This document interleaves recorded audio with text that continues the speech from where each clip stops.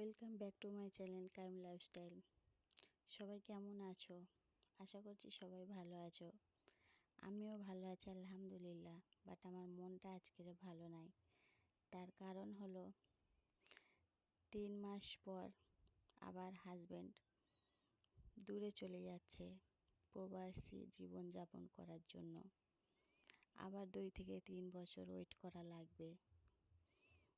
তাই আজকের মনটা আমার একদমই ভালো না। প্রবাসী জীবনটা যে কতটা কষ্টকর সেটা যাদের স্বামী প্রবাসী জীবনযাপন করে তারাই একমাত্র এই কষ্টটা ফিল করতে পারবে। তো যাই হোক, কাছের মানুষ যখন দূরে চলে যায় কতটা যে কষ্ট সেটা বলে বোঝানো যাবে না।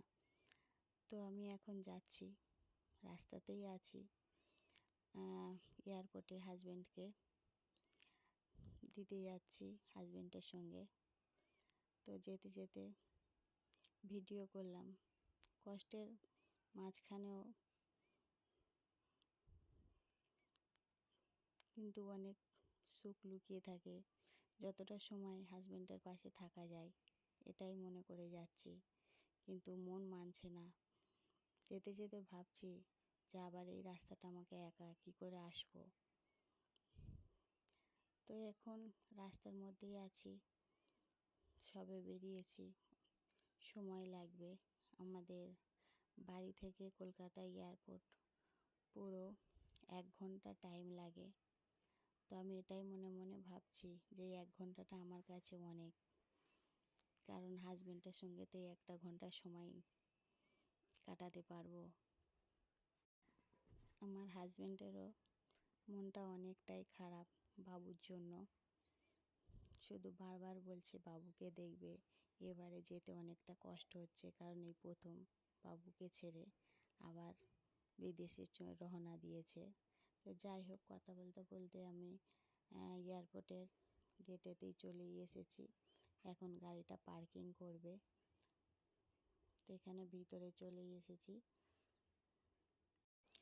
যতটা এয়ারপোর্টের মধ্যে ঢুকে যাচ্ছি বা কাছাকাছি চলে আসছি ততটাই যেন মনে হচ্ছে হাত পাগুলো ঠান্ডা হয়ে যাচ্ছে। এত নার্ভাস লাগছে কি বলবো, খুবই কষ্ট হচ্ছে। মনে মনে হচ্ছে এই 2-3 বছর আবার কি করে যে পার করব। এই যে কষ্টের সময়টা পার করতে অনেকটা কষ্ট লাগে বা অনেক মন খারাপ লাগছে।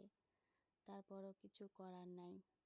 প্রবাসী জীবনযাপন অনেকটাই কষ্টের, বলে বোঝানো যাবে না। তারপরও সেটাকে মেনে নিতে হবে, হাসি খুশিভাবে বিদায় দিতে হবে।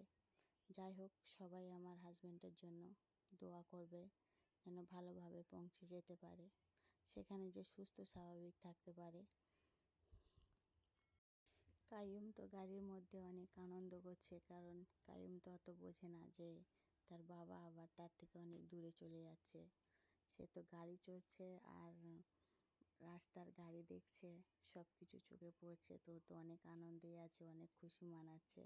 তো কাইয়ুমের সাথে কাইয়ুমের হচ্ছে কিনা পিসির মেয়ে বসে আছে, ফুফুতো বোন, দুজন মিলে অনেক আনন্দ করছে। তো আমরা এয়ারপোর্টের মধ্যে গাড়ি থেকে নেমে গিয়েছি। কাইয়ুম দাঁড়িয়ে আছে, হাঁ করে এদিক ওদিক তাকাচ্ছে। তো বোর্ডিং পাস করার জন্য আমার হাজব্যান্ড ভিতরে ঢুকে গিয়েছে। তো আমরা বাইরে দাঁড়িয়ে আছি, বললো ওয়েট করতে। তো এখন এখানে দাঁড়িয়ে আছি। তারপরে কি হলো পুরো ভিডিওটা জুড়ে থাকলে বোঝা যাবে বা দেখা যাবে আরও কি আছে। তো এখন আমি সবার জন্য সবার কাছে দোয়া চাই যেন ভালোভাবে সুস্থভাবে পৌঁছে যেতে পারে। সবাই দোয়া করবে বেশি বেশি করে আমার কাজ। এতক্ষণ তো আমার অনেক কথাই শোনালাম, শেয়ার করলাম বন্ধুদের মাঝে। তো এখন মূল কথায় আসি।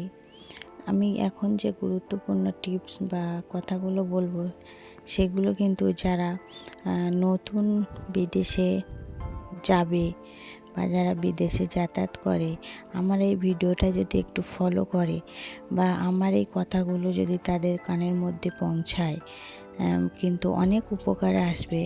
আমি যে টিপসগুলো বা গুরুত্বপূর্ণ কথাগুলো বলবো সেটা অনেক অনেক উপকারের জন্য। তার কারণ আমার হাজব্যান্ড একজন প্রবাসী, আমার হাজব্যান্ড একজন বিদেশে যাতায়াত করে, তাই আমার অনেক এক্সপিরিয়েন্স যে এয়ারপোর্টের ভিতরে কি হয় কি না হয়, আর কোন কোন জিনিসগুলো গুরুত্বপূর্ণ, কোন জিনিসগুলো গুরুত্বপূর্ণ না। সামান্য জিনিসের জন্য যে অনেক বড় একটা বিপজ্জনকের মুখে পড়তে হয়, সেই নিয়ে আমি এই ভিডিওটাতে একটু আলোচনা করব। তো মূল পর্বে যাওয়া যাক। তো এয়ারপোর্টে যাবার একদিন বা 2 দিন আগে নিজের লগেজটাকে সুন্দরভাবে গুছিয়ে নিতে হবে। যেসব সামানগুলো অবশ্যই ইম্পর্টেন্ট, যেমন নিজের পোশাক কাপড় চোপড়। তারপরে সবথেকে বেশি ইম্পর্টেন্ট হলো একদিন আগে আমার যেখানে আমি যাব, মানে আমার টিকিট, নিজের টিকিটটাকে একটা ছোট্ট লগেজের মধ্যে রাখতে হবে, যেটা কিনা নিজের কাছে রাখা যায়, সেটাকে যেন না লগেজ করা হয়। আর যে জামা কাপড় প্রয়োজনীয় জিনিসপত্র সেগুলো একটা লগেজ করতে হবে, যেটাকে মানে এয়ারপোর্টের মধ্যে ঢোকার সময় কিন্তু সেটা লগেজ হয়ে যায়, সেটা চাইলে আর তখন পাওয়া যায় না। যতক্ষণ একটা রুলস আছে, নিয়ম আছে, তো অনেক হ্যাপা হতে হয়। তো প্রয়োজনীয় জিনিসপত্র যেমন হচ্ছে কিনা টিকিট, তারপরে যে দেশে যাচ্ছে সেই দেশের মুদ্রা বা টাকা, তারপরে হচ্ছে কিনা যদি কোনো গহনা জিনিস থাকে সোনার, সেটা নিজের হ্যান্ড লগেজের মধ্যে রাখা অবশ্যই উচিত। তো নিজের যদি প্রয়োজনীয় কোনো মেডিসিন থাকে যেটা সেবন করতে হয় বা খেতে হয় টাইমে টাইমে, সেই সব ওষুধ মেডিসিন নিজের হ্যান্ড লগেজে রাখা উচিত। নিজের কাছে একটা পানির বোতল রাখা উচিত। নিজের ফোন বা চার্জার এগুলো অবশ্যই অবশ্যই কিন্তু নিজের হ্যান্ড লগেজে রাখা অবশ্যই দরকার। এমন কোনো জিনিস এয়ারপোর্টের মধ্যে নিয়ে যাওয়া উচিত না, যেমন কোনো যন্ত্র মানে ছুরি, কোনো ধারালো অস্ত্র বা নেশা জাতীয় কোনো জিনিস বা গন্ধ জাতীয় কোনো খাবার, এইসব কিন্তু কোনো ব্যাগের মধ্যে কিন্তু নেওয়া যাবে না।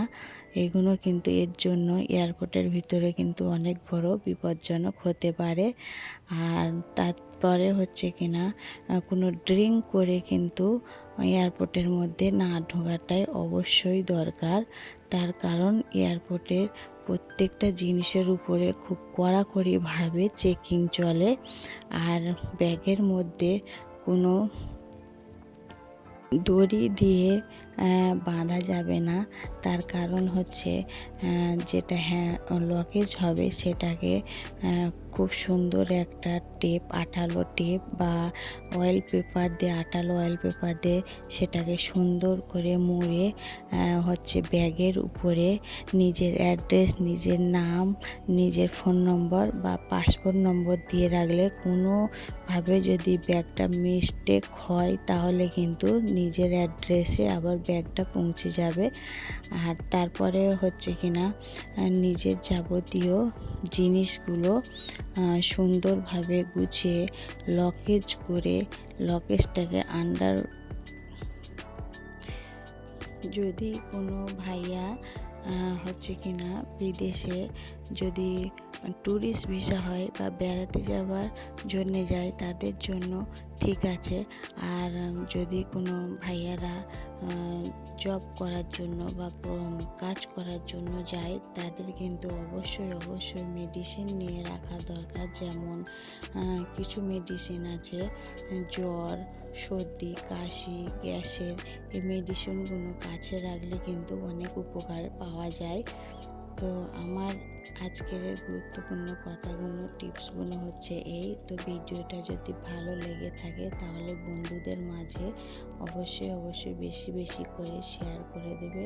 আজকের এই পর্যন্ত। সবাই ভালো থাকবে, সুস্থ থাকবে, প্রত্যেকেরই যাত্রা শুভ হোক। আমার জন্য দোয়া করবে, আমি সবার জন্য দোয়া করব। আল্লাহ হাফিজ।